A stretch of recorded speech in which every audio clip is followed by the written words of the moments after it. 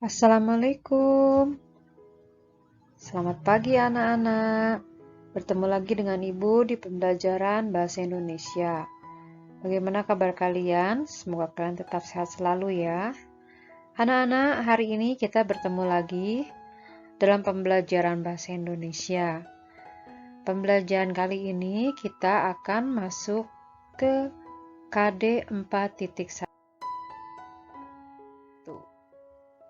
Ini adalah KD untuk keterampilan, yaitu menyajikan simpulan secara lisan dan tulis dari teks laporan, hasil pengamatan, atau wawancara yang diperkuat oleh bukti. Kita mulai dengan bismillah ya. Kita remembering lagi, kita mengingat kembali lagi pembelajaran yang sudah pernah kita lewati. Yuk kita lihat apa pelajarannya, tujuannya. Nah, tujuan pembelajaran hari ini, nanti setelah kalian menyimak video pembelajaran ini, kalian dapat memberikan contoh teks laporan berdasarkan pengamatan. Dan kalian juga nanti diharapkan dapat menyajikan kesimpulan secara tulis dari teks laporan hasil pengamatan.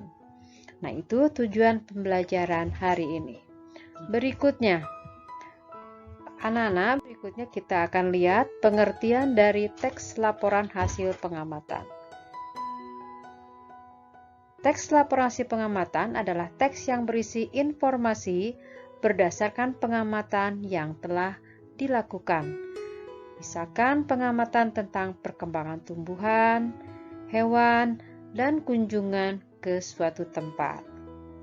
Jadi, teks laporan ini berdasarkan yang sudah dilakukan. Kalau kalian tidak melakukan, ya berarti kalau itu bukan teks laporan berhasil dari pengamatan ya. Kita lanjutkan. Secara umum, teks laporan ini berisi tentang informasi umum, yaitu informasi yang disajikan secara menyeluruh.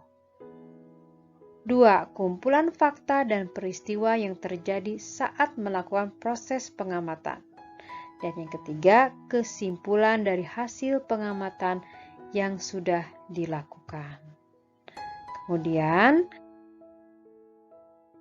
dalam teks laporan itu, hasil pengamatan terdapat ide pokok.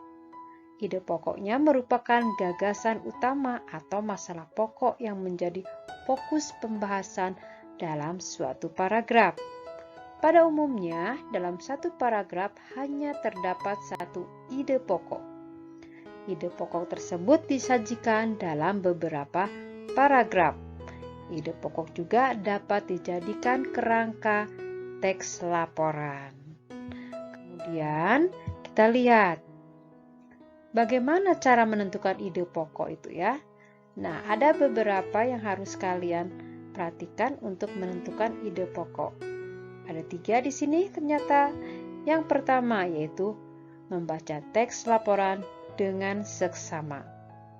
Kemudian, temukan kalimat utama dan kalimat penjelasnya. Setelah itu, menentukan informasi yang terdapat dalam kalimat utamanya. Kita lanjutkan. Kesimpulan dari teks laporan ini ya. Kesimpulan adalah ikhtisar, akhir dari suatu teks.